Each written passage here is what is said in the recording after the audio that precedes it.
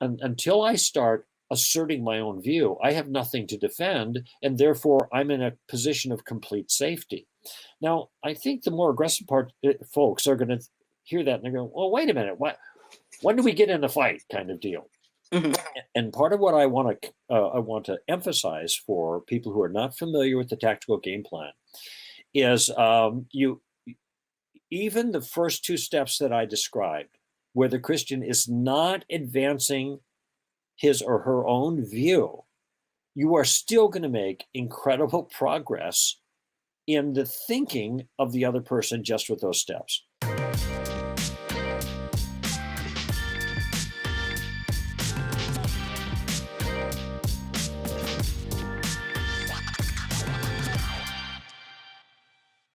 Well, thank you for watching another episode of the Jude 3 Project podcast. As always, I'm your host, Lisa Fields, the founder of the Jude 3 Project. And I'm so excited to have another special guest with us this week, Mr. Greg Koukl. Welcome, Greg. Hey, I'm so glad to be with you, Lisa. Thanks for the opportunity. Thanks for being with us. I met you years ago at Biola for apologetics leadership meeting. So it's good to have you finally on the podcast to talk about your famous book, Tactics. Oh, wow. Thank you. For those who don't know who you are, just give the audience a little bit of a background. Well, I'm the founder and president of Stand to Reason, which is an organization that builds Christian ambassadors. And what we're trying to do is take an incarnational approach. We are trying to build ambassadors that have knowledge, wisdom, and character. And these are the three elements that make a solid Christian representative, we think. The tactical element that you just mentioned is part of the wisdom, the tactical wisdom, the ability to take the knowledge that we have and maneuver with it in a gracious but effective way in conversations. And Stand to Reason has been around in May. It'll be 27 years. It's amazing. The time is flying so much. And God has been really generous to us. We've been had an impact not only all over the country, but in many parts of the world. And in fact, I was in 4 different continents the last year, 2019. So we've been really, really thrilled at the way God has been working. I have my own radio show for the last 30 years. Actually, I have my 30-year anniversary. Well, I think it's yesterday. I think about it. Well, happy anniversary. Thank you. And so entering my 31st year of radio and broadcasting and now podcasting, of course. And so we have a large staff of 18 people, 4 speakers that travel and I write, and Tactics is one of the books, and there's some others too, but this just gives you a general idea of what I'm all about. My heart really is for discipleship.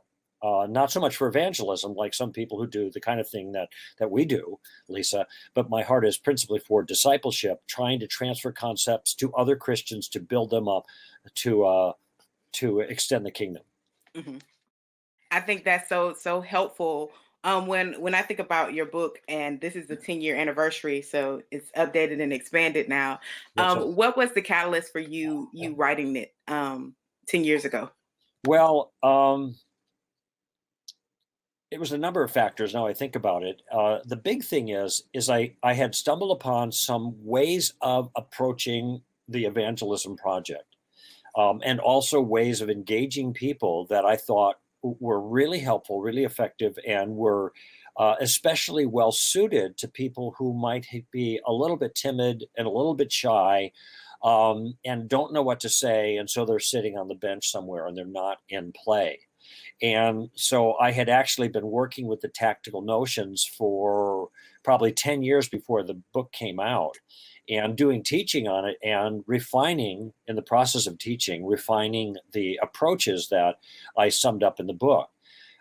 So that came out 10 years ago, and it's been a bestseller since then. And so the 10-year anniversary, 2019, was, I thought, a good time to rework some of the material, go back over it and see what I could improve of what was already there. And there was a lot that I could improve because I've learned new ways to teach the material that I wanted to include and expand what was already there. But there's also new challenges that Christians are facing now.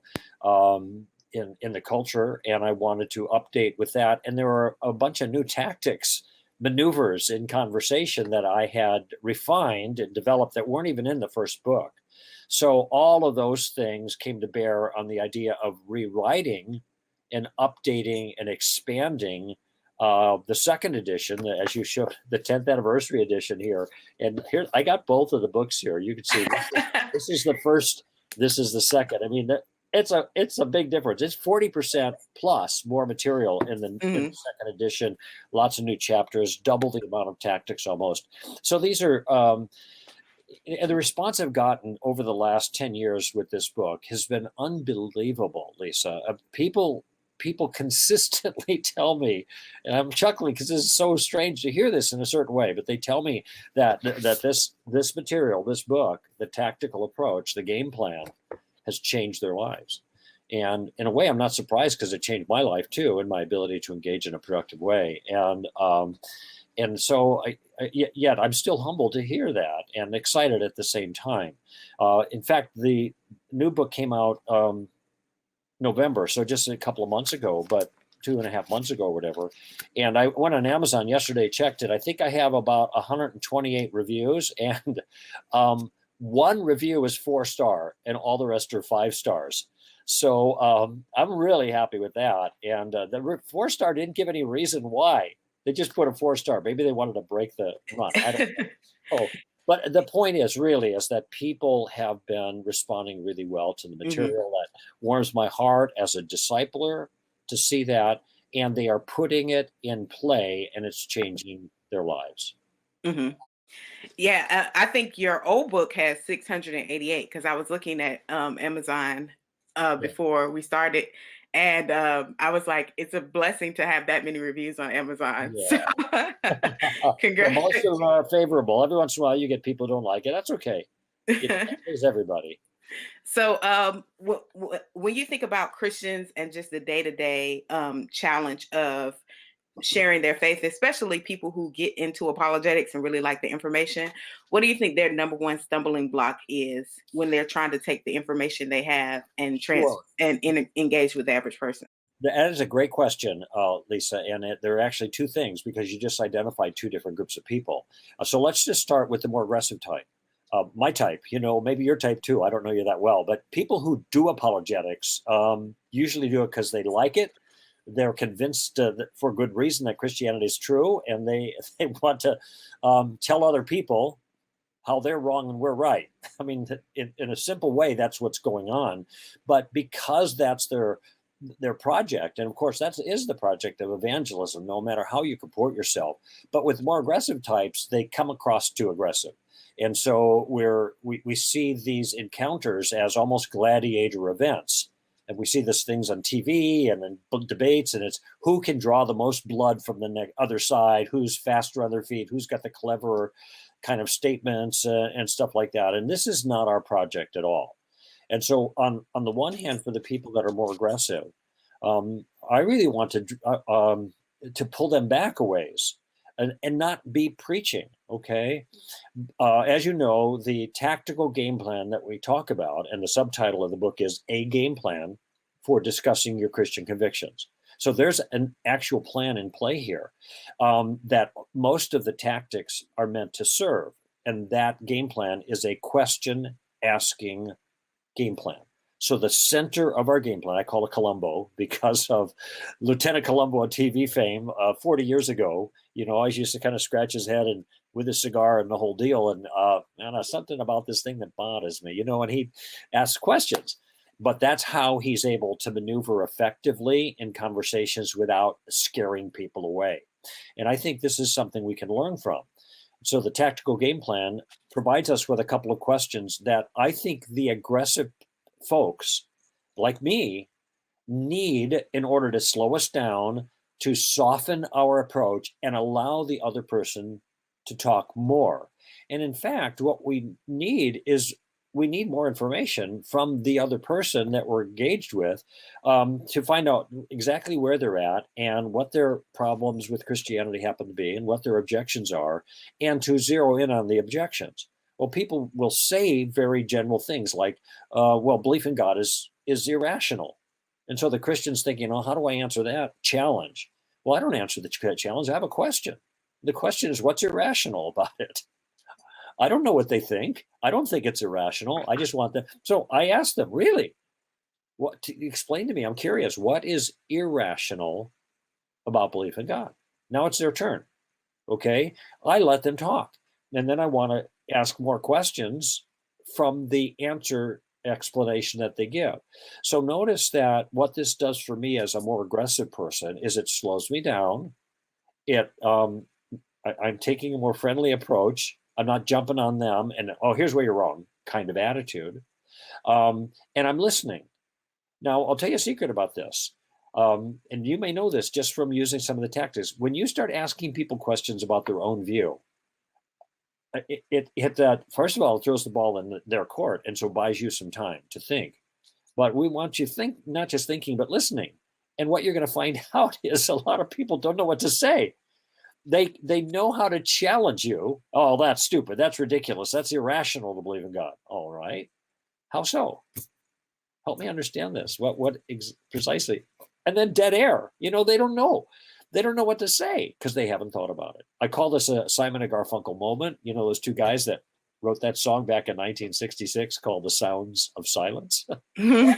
That's what you get. So anyway, briefly, for the more aggressive crowd, we want them to slow down, talk less, and ask more questions. And what they'll find out is a lot of times, even without us making our case, they're going to create doubt or appropriate challenge in another person's view by asking questions. Okay. Now let's shift to the other group. And this is the much larger group, the group of people who would like to have a bigger impact, who would like to get in play, who knows they're supposed to engage and share their convictions with other people and all of that stuff, but they just are too scared to do it. Especially as the culture gets heated up, there's more hostility, they're going to sit on the bench because they don't know what to do. They might know, well, I can use a little tract here and I can read the tract and ask them if they want to pray to receive Christ. But, frankly, most people are not ready for their harvest, especially in our culture now. There's a lot more, the way I put it is, a lot more gardening that's necessary in their life before they're ready to harvest. Look, when fruit is ripe, it's very easy to harvest it. It falls into the basket, right? The hard part is in the gardening. And so this is what I want people to focus in on. In the game plan, I provide something for the guidelines that I were just offering to the more aggressive type are absolutely golden for the more timid type. Because with at least the first two steps of the game plan, this allows the more timid person to get into play in a very casual way, very relaxed, drawing out the other person, getting information from the other person about their views and why they hold their view. Okay. So the first two questions go in both directions. So what is your view? What do you mean by what you just said? Help me understand it. Just like I offered to the more aggressive person when he hears belief in God is irrational. Really? Tell me more. What do you mean by that? That's the first step, gathering that information with that question, what do you mean? And then after they've expressed their meaning for their view, we want to know why they think their view is a good one. So we want to know their reasons that they believe what they believe contrary to Christianity, or why they believe the objection they are raising is a good objection. So if somebody says, well, the Bible has been changed, we don't have now what was written 2,000 years ago. Okay, well, see, if they say it's been changed, I want them to tell me more what they mean. Then they might say that second line, we don't have now what we had then. Okay, I think I understand your view now. Here's the question that you can help me with. See, I'm role playing at the moment. Can you tell me why you're convinced that the Bible has been changed? Oh, this is a different kind of question. Now I'm looking for the reasons for their conviction. Okay. Notice, by the way, though, for me in this position, I'm in a completely passive, I shouldn't say completely, but largely passive position. I certainly am not advancing my own views. I'm inviting the other person to talk about his views, what they are, and his reasons for it. Notice that since I'm not putting anything on the line, I am safe. I'm not making any claims at this point. I'm listening to them. And so until I start asserting my own view, I have nothing to defend, and therefore I'm in a position of complete safety. Now, I think the more aggressive folks are going to hear that and they're going, well, wait a minute, when do we get in a fight kind of deal? Mhm. And part of what I want to emphasize for people who are not familiar with the tactical game plan is even the first two steps that I described, where the Christian is not advancing his or her own view, you are still going to make incredible progress in the thinking of the other person just with those steps. And I know that from my own experience, and I know that from what other people have told me. So the key here is for the timid types, the first two steps of the game plan, it's a 3-step game plan. The first two steps, you gather information by asking, what do you mean by that? Then you what I call reverse the burden of proof. You ask for them to give the evidence for the view they just asserted. Okay. Well, those are really easy. The third step, you're still going to use questions, but you're going to use questions to make a point. So maybe your own point of view, or maybe you saw a weakness or a flaw in the other person's view. And that's what the other tactics will help you to do, is find those flaws. Okay. Once you do, you want to use a question to exploit it. Now, in the book, I have lots and lots and lots and lots of illustrations of real life circumstances that I've been in where I've done this. And many who listen to my own podcast can hear me doing it with callers all the time. But I'm never in a fight with these people. I'm relaxed, and things are going just fine. And even when I'm with Christian groups, when I'm teaching this, and they say, "Well, how do I respond to my friend who says this?" I say, "Okay, you be your friend, and I'll be me, and let's role play it." And then I role play the questions, the techniques, the very simple things with them. So it's kind of a long answer to your short question, but for the aggressive people, this is going to pull them back a little bit and require that they listen a little bit more. And in so doing, they're going to be more effective. For the less aggressive people, this is a technique or a plan that will allow them to get off the bench and into play, but in a very safe way. What I tell people is I don't want them to be worried about swinging for the fences. Don't even be thinking about winning that person to Christ, okay? We're not there. We're gardening. We're not harvesting. I don't even care, back to the baseball metaphor, I don't want them swinging for the fences. I don't even care if they get on base. That's not my goal. I just want to get them in the batter's box. That's it. And that's what the game plan will help them to do.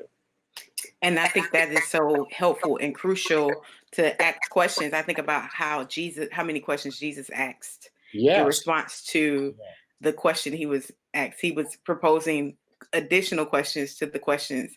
And I think a lot of people feel this thing like, I have to defend Christ. And they have that burden. I can't let you misrepresent him. And I think of the humility it took for Jesus to be with people who constantly misinterpreted his words and not pick a fight every time. That's right. That's a great observation. He actually asked more than 300 questions. I don't have the exact figure in my mind, but it's a lot, over 300. Mm-hmm. And he answered very few directly. So it is extremely helpful to think through that. At what point, I know people are listening and say, at what point do I get to insert or give a direct rebuttal to a false belief? Okay. How would you tell them to do that? Because I think people think it has to be in every conversation. Yeah, like they have to correct every error in every conversation. Yes, you're right. There is that impulse, and you're also right that Jesus didn't do that in every situation. But I think this is something you kind of learn as you start doing this. And my encouragement to people is to get into the shallow end of the pool. Okay, don't think about answering all the challenges of rebutting all the views. You may not be able to do that. In other words, to rebut a view, you have to have some information about what's wrong with the view. And then you have to have the skill to maneuver in that conversation without getting into a fight with that person, helping them to see the problem. Now, that's the third use of Columbo, the tactic. And it's a little bit more advanced. So on the one hand, I'm going to encourage people in general, don't worry about answering the challenges yet. Just be a student of other people's views. All right. You want to learn to ride a bicycle. You don't take a road trip with a bike. You have somebody holding the handlebar and walking in circles while you get used to balancing and stuff like that. You do the basic things first a bunch of times till they kind of become second nature before you start doing something more challenging. And so in general, that's my encouragement.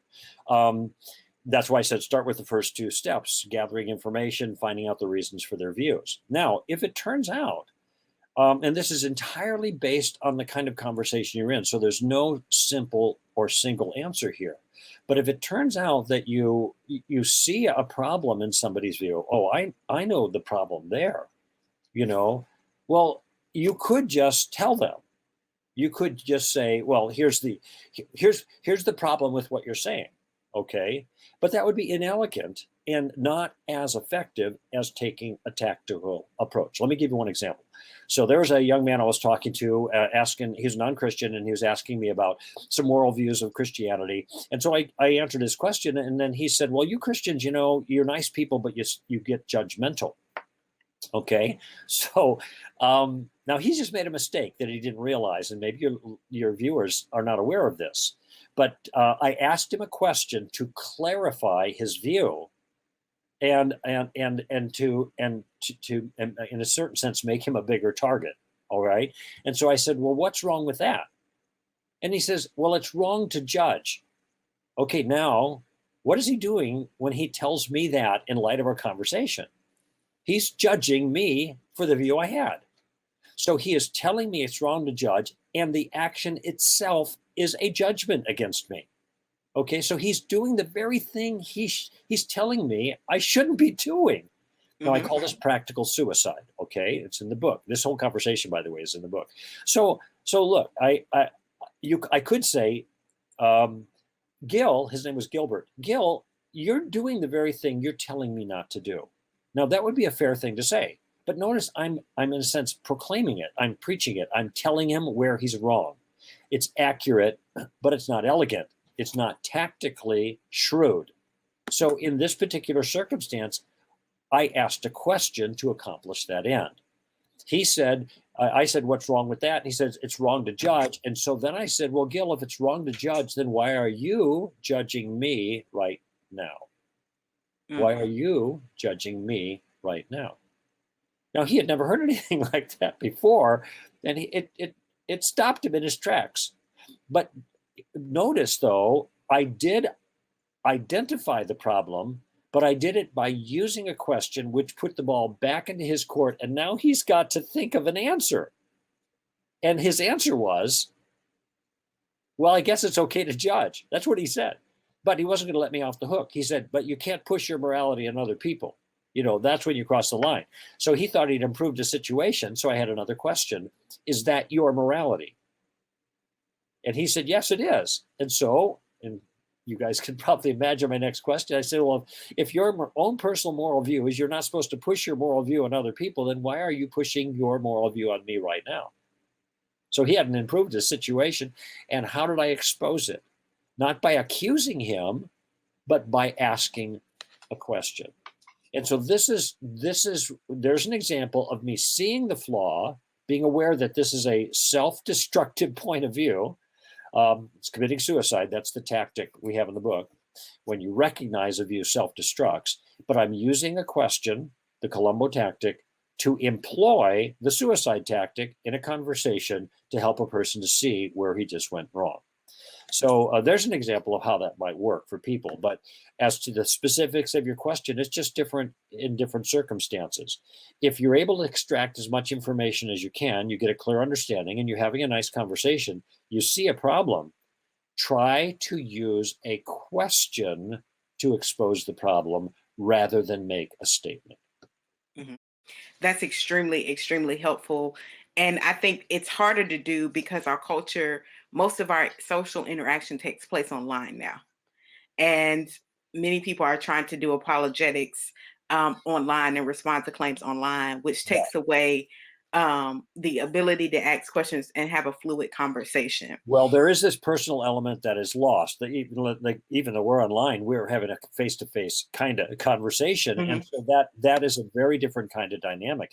People will say things online that they would never say to people, probably face to face. There's this freedom of anonymity and stuff, and it just brings out the worst in people. Now it doesn't mean, though, you can't use the question Columbo tactic online. In some ways, there's even an advantage if you're going back and forth in an online conversation, because you don't have to be so quick on your feet.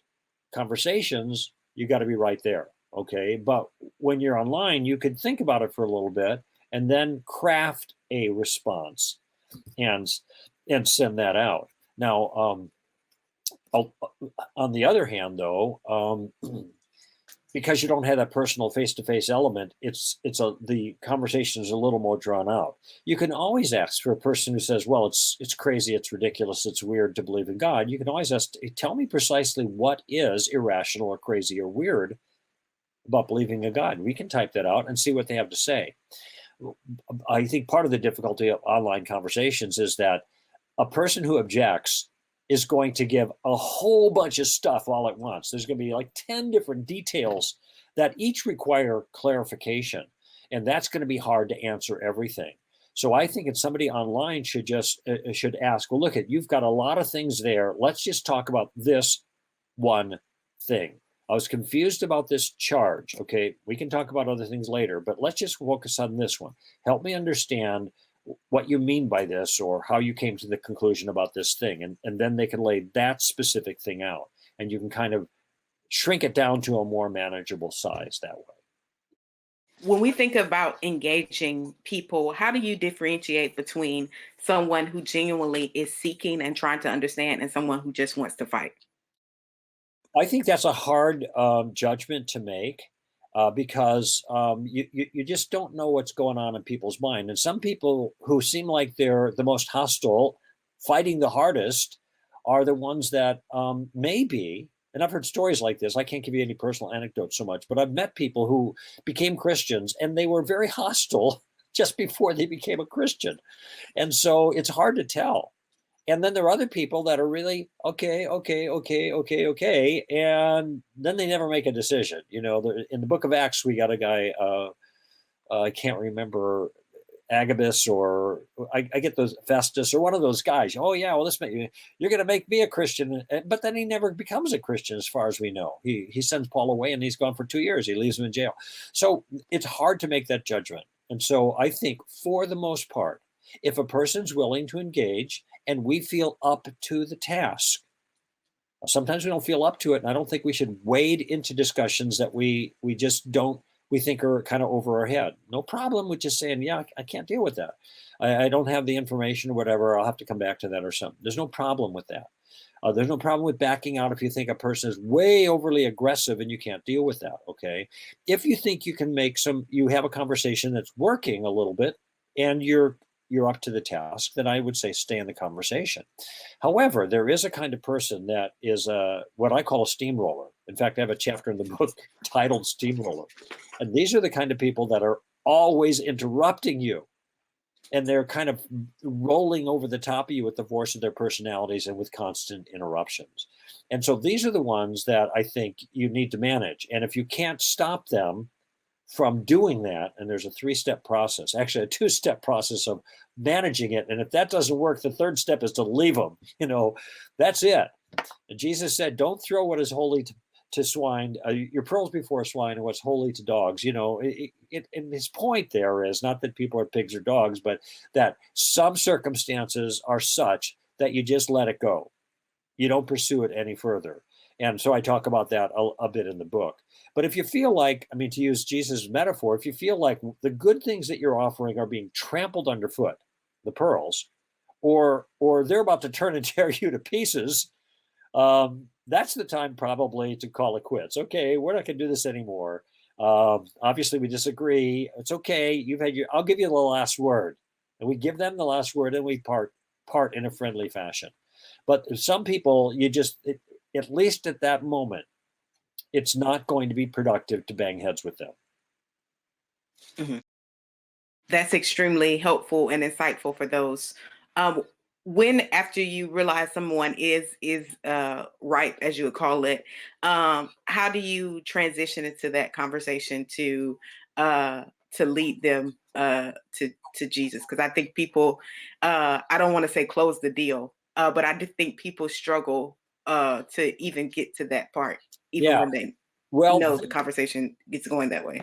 Yeah, well, here is where what I'm about to say is going to surprise some people, okay? And let me back up and put it this way. I became a Christian in the Jesus movement. And in the Jesus movement in the 60s and 70s, especially, I became a Christian in 1973. There was a very strong emphasis on presenting the gospel and inviting people to pray to receive Christ. Now, I think that's okay to do. And I did that with a lot of people. However, people need to know that this particular approach to evangelism is historically new. It started in the mid 1800s with the Second Great Awakening. Charles Finney is principally the author of that kind of thing. And it's worked itself, altar calls and that kind of thing, into evangelicalism now. And so people think this is the only way that we can do it. And if we see somebody ready, then we have an obligation to invite them to receive Christ. But you never see anything like that in the New Testament. What you see in the New Testament is a little different model. You see people communicating the gospel in a variety of different ways, and then God working and the people realizing this is true and believing. Think of Acts chapter 10, where Cornelius is being preached at by Peter, and Peter's giving the gospel. People can read it. And in the middle of his sermon, they start speaking in tongues and prophesying. Why? Because the Holy Spirit descended on them in virtue of the faith that they were exercising while they're hearing the gospel. And this is what happens in every single case, whether Jesus preaching, and it says many, he preaches, and then it says many were believing in him. And Paul goes out and preaches, and it says God opened Lydia's heart to believe the gospel. Or you see Peter in the Pentecost sermon, there he charges them, and they say, "What must we do?" And he says, "Believe." So in many cases, people just believe. So all this to say is I don't put a big emphasis on trying to get people to pray the prayer. Okay. What I want people to do, and I actually think there's a little liability in that because we could get false conversions. Okay. What I want people to do is encourage people to follow Christ. So if I'm going to be talking with somebody and telling them about Jesus, and they're responding favorably, I'm going to encourage them to follow Christ. Now, I might say, well, would you like to, when I became a Christian, and I tell the date, I bowed my head and I prayed and I asked God to come into my life and Jesus to forgive me. Would you like to do something like that with me right now? So there's a very comfortable way of doing that if you think the fruit is ripe, but I don't think it's absolutely necessary. And it certainly wasn't the pattern in the New Testament. So I guess I want to encourage Christians to emphasize communicating the gospel truthfully, clearly, and persuasively, and graciously. And then God is going to take care of the rest, the harvest, when we do that. That's my own personal conviction. People have different ideas about that. That's okay. Josh McDowell really shook his finger at me about that one, but that's okay. He's got his own style, and that's good for him. But I think there are other ways to do this, and the New Testament pattern was different. Mm-hmm. This has been such a rich conversation, and I believe helpful. What other things would you like to share? What's something else you would like to share about the book that we might not have already discussed that you want people to know? Well, I only gave a very, very brief thumbnail sketch of the game plan, which consists of 3 parts. The first one, you gather information. Second one, you reverse the burden of proof. You find out why they believe what they believe. And the third one is you make your own point, advance the gospel, exploit a weakness or a flaw by using questions. That's it. It's very, very simple. And I think some might think, well, that's too simple. No, it's not. It is that simple, but it takes a little practice to feel comfortable in the process if you're used to a more aggressive approach. But I'll tell people that, and I mean, I can say this with complete confidence. No, even if they're total neophytes, they're beginners. If they begin being students of another person's view, just using the first 2 steps, This is where they're going to gain this comfort level of engaging in conversations, because they're going to discover two things. First, that people, when they ask questions and draw the other person out, they're going to discover that people are not as scary as they thought. When you let them talk and explain their view, they're not as scary as you thought. The second thing is, you're going to be surprised at how shallow some of the reasons are that people give for what they believe. So the second thing you realize is they're not as smart as we thought. Now, they may be very smart people, but their objections are not as sound and powerful as we thought when we listen. Certainly, we're going to run into things we can't deal with. I run into that. Everybody does. But at least if we stay in conversation as an ambassador for Christ, and learn how to have the kinds of conversations I teach people to have using the tactical game plan, it's going to change. I can promise this. It's going to change everything for them if they do this. One last thing. As with many other useful tools, if you don't do it, it don't work. That's hilarious. That's a great point. That's a great point, and it's very hilarious as well. But I think the simplicity of that is very true. How can people get the book? Well, there's a couple of ways. They can go to our website, str.org. The organization I represent, Stand to Reason, the acronym str.org, and we have a bookstore there, and you can get the book there. Okay, that's one way. A lot of people just go to Amazon, and that's just like one click, and you got the book in 2 days. It's in your hand. So I suggest if you want to help out Stand to Reason, I think we charge a little bit more, but not much more, and it helps our organization. Then go to str.org and go to the bookstore there and grab the book. Is there an audiobook? I know a lot of people are doing audiobook now. There's an audiobook, and I read it. So I'm the reader of the book. They're going to hear my voice doing the book, okay? At least in the second edition. The first edition wasn't like that, but the second edition, it's my voice. And there's also a Kindle edition too. So all the standard formats are available, and so that's the simplest way of getting the book. How can people follow you on social media? What's your social media handles? Well, Stand to Reason has all the social media things, and we have a team that help put things out on social media. I'm an old guy, I'm not into that so much. I'm trying to think. I think that Greg Koukl is my handle for Twitter, and I don't tweet that often, but every few days or whatever. And I think it's the same thing on Facebook. You can find me on Facebook at Greg Koukl. But if you go to str.org and go to the very bottom of the page, the homepage, you're going to see all of the links to Twitter and the STR, Facebook, and all the things that we do, whatever they are. We can't keep track of them. But that's the best place to go for all of our things, because it's not just me. I'm just one player on a larger team. We have 3 speakers. We have other content producers. We have over 1,000 videos on our website. And I don't mean like an hour and a half long lectures. I mean these 5 to 6 or 7 minute short vignettes that answer questions and deal with issues that make it very, very easy to learn. That's extremely helpful. Make sure you grab Tactics. I have a copy here, and I think it'll help you practically engage in conversations, because I know a lot of people struggle with just having the conversations with people, and they're intimidated by it. So I think you help kind of eliminate that intimidation factor. So thank you for your work and all you've done. Thank you so much for watching another episode of the Jude 3 Project podcast. Remember, you can catch all our past episodes at jude3project.org. You can get our new curriculum through Eyes of Color. You can get merch, you take online courses, and you can also donate. Every gift helps equip. Remember, here at the Jude 3 Project, we're helping you to know what you believe and why you believe it.